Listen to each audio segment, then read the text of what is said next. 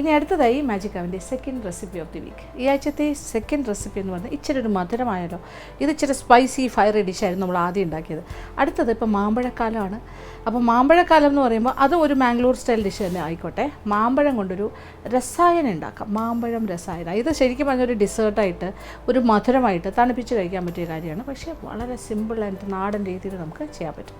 നല്ല മധുരമുള്ള മാങ്ങ വെച്ച് ചെയ്യാം. അപ്പോൾ ഈ മാംഗോ രസായനം എങ്ങനെയാണ് തയ്യാറാക്കുന്നത് നോക്കാം. അതിനുവേണ്ടി ചേരുവകൾ എന്തൊക്കെയാണെന്ന് നോക്കാം. ഇനി മാംഗോ രസായന ചേരുവകൾ: നന്നായി പഴുത്ത മാമ്പഴം 3 വലുത്, തൊലിയെല്ലാം കളഞ്ഞിട്ട് ചെറുതായി അരിഞ്ഞത്. നന്നായി പഴുത്ത മാങ്ങ ചെറുതായിട്ടൊന്ന് ഉടച്ച് എടുത്താലും നല്ലതായിരിക്കും. പൊടിച്ചത് 1 കപ്പ്, ഏലക്കാപ്പൊടി 3/4 ടീസ്പൂൺ. അപ്പോൾ നമ്മുടെ മാമ്പഴം രസായന അഥവാ മാംഗോ രസായന തയ്യാറാക്കിയാലോ. ഈ രസായന എന്നൊക്കെ കേൾക്കുമ്പോൾ ഒരു ആയുർവേദ ലേഹ്യം പോലെയൊക്കെ തോന്നുന്നുണ്ടാവില്ല. അങ്ങനെയൊന്നുമല്ല. ഇതൊരു പായസം പോലെ തന്നെ വിചാരിക്കുക, ഒരു മാംഗോ പായസം പോലെ. പക്ഷേ അടുപ്പിൽ വെച്ച് കത്തിച്ച് കുറുക്കി വറട്ടി അങ്ങനത്തെ ഒരു പരിപാടിയില്ല. ഇതിപ്പോൾ നല്ല മധുരമുള്ള ഒരു 3 ഇടത്തരം സൈസിലെ മാങ്ങയായിരുന്നു. ഇത് നമ്മുടെ കോട്ടുകോണം മാങ്ങയാണ്. നല്ല മധുരമുള്ള ഏത് മാങ്ങയാണെങ്കിലും ഓക്കെയാണ്. അത് ചെറിയ പീസസ് ആയിട്ട് അത് ഇഷ്ടമുള്ള ആകൃതിയിലായിക്കോട്ടെ. പിന്നെ വരുന്നത് ശർക്കര പൊടിയാണ്. ശർക്കര ചീകിയെടുക്കുക അല്ലെങ്കിൽ പൊടിച്ചെടുക്കുക. ഇപ്പോൾ നമുക്ക് പൊടിച്ച ശർക്കര വാങ്ങിക്കാൻ കിട്ടും പാക്കറ്റ്സിൽ. അപ്പോൾ ഞാനിത് പൊടിച്ച ശർക്കരയാണ്. അഴുക്കില്ലാത്ത നല്ല ബ്രാൻഡ് നോക്കി വാങ്ങുക. ഇത് എടുത്ത് വെച്ചിട്ടുണ്ട്, 1 കപ്പോളം എടുത്ത് വെച്ചിട്ടുണ്ട്. ആവശ്യാനുസരണമാണ് നമ്മൾ ചേർക്കേണ്ടത്. മധുരം എത്ര വേണം അതനുസരിച്ചിട്ട്. പിന്നെ ഒരു 2-ാം പാലിൻ്റെ കയവില്ല, തീരെ നെടുകിയതല്ല, അത്യാവശ്യം കുറുകിയ തേങ്ങാപ്പാൽ. അത്യാവശ്യം കുറുകിയ തേങ്ങാപ്പാലും സെറ്റാണ്. ഇതൊരു 2 കപ്പ് എടുത്തിട്ടുണ്ട്. 1 കപ്പും കൂടെ വേണമെങ്കിൽ നമുക്ക് ചേർക്കാം. പിന്നെ കുറച്ച് ഏലക്ക പൊടിയും എടുത്ത് വെച്ചിട്ടുണ്ട്. ഇനി ചെയ്യേണ്ട കാര്യം ഇത്രേ ഉള്ളൂ. ആദ്യം തേങ്ങാപ്പാൽ കുറച്ചുകൂടെ വലിയൊരു പാത്രത്തിലേക്ക് നമുക്ക് ഒഴിക്കാം. ഞാൻ പറഞ്ഞില്ല, ഇച്ചിരി കുറുകിയ തേങ്ങാപ്പാലാണ് നല്ലത്. ഒരുപാട് ലൂസ് വേണ്ട. അതിലേക്ക് മധുരം, ശർക്കര പൊടിച്ചതും ഇട്ടിട്ട് ഇങ്ങനെ അലിയിച്ചെടുക്കാം.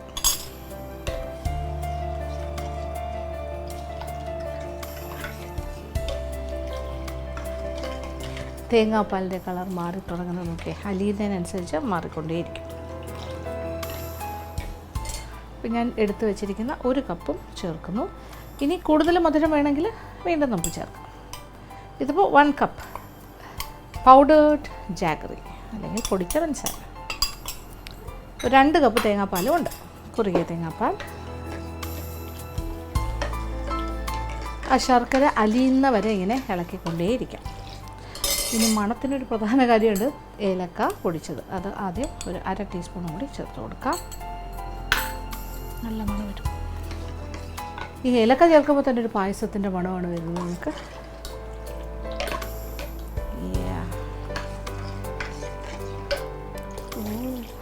നല്ല രസമുണ്ടല്ലേ. യെസ്,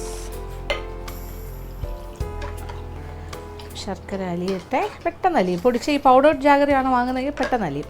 അല്ലെങ്കിൽ നമ്മൾ ചീകി എടുക്കണം, അതാണെങ്കിലും ഓക്കെയാണ്. പക്ഷേ ഒട്ടും തന്നെ മണ്ണോ ഒന്നും ഇല്ലാണ്ട് അഴുക്കൊന്നും ഇല്ലാത്ത ശർക്കരപ്പൊടി മാത്രമേ ഇങ്ങനെ ഡയറക്റ്റായിട്ട് ഉപയോഗിക്കാൻ പറ്റുള്ളൂ. അല്ലാന്നുണ്ടെങ്കിൽ കുറച്ച് ശർക്കര കട്ടിക്ക് ഉരുക്കിയിട്ട് അരിച്ച് ഒഴിച്ചാലും മതി. അപ്പോൾ അതനുസരിച്ചിട്ട് തേങ്ങാപ്പാലിൻ്റെ അളവ് നോക്കിയിട്ട് ചേർക്കുക. അങ്ങനെ ഏലക്കാപ്പൊടിയുടെ ഫ്ലേവർ വന്നു. ഇനിയാണ് നമ്മളിതിലേക്ക് മാമ്പഴം, അരിഞ്ഞ് വെച്ചിരിക്കുന്ന മാമ്പഴം കൂടി ചേർത്ത് കൊടുക്കുക.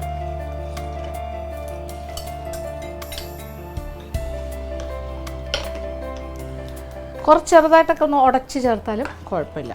നന്നായിട്ട് തവി കൊണ്ട് ഞാൻ ഇച്ചിരിയൊക്കെ ഒന്ന് ഉടച്ചിട്ടുണ്ട്. പക്ഷേ ഈ ഒരു മാങ്ങ എന്ന് പറഞ്ഞാൽ ഒരുപാട് ഓവർ റൈപ്പല്ല. ആക്ച്വലി ഇതിന് വേണ്ടത് കുറച്ചുകൂടി റൈപ്പായിട്ടുള്ളൊരു മാങ്ങയാണ്. നമ്മളിപ്പോൾ പുളിശ്ശേരി മാങ്ങ എന്നൊക്കെ പറയില്ല, അതുപോലെ നമുക്ക് ഉടച്ച് ചേർക്കാൻ പറ്റുന്ന രീതിയിൽ അത്രയും പഴുത്ത നല്ല തുടുത്ത മാങ്ങയാണെങ്കിൽ ഏറ്റവും ബെസ്റ്റാണ്. അത് ഇതിൻ്റെ കൂടെ ഇങ്ങനെ ചെറുതായിട്ടൊക്കെ ഒന്ന് ഉടഞ്ഞ് കിടക്കണം. അപ്പോൾ ഇതിപ്പോൾ ഞാൻ അല്ലാണ്ട് തന്നെ കുറച്ചൊക്കെ ഉടച്ചിട്ടുണ്ട്. ഇത് ഒരു നോ ഫയർ കുക്കിങ്ങിന് പറ്റിയൊരു ഐറ്റമാണ്. ഇത് സ്വീറ്റായിട്ട് ഉപയോഗിക്കാൻ. തണുപ്പിച്ചാണ് ഇത് സെർവ് ചെയ്യേണ്ടത്. നല്ല തണുപ്പിച്ച് ചിൽഡായിട്ട്. എന്നിട്ട് ഇങ്ങനെ ബൗളിലാക്കിയിട്ട് നമുക്കെല്ലാവർക്കും സെർവ് ചെയ്യാൻ പറ്റും.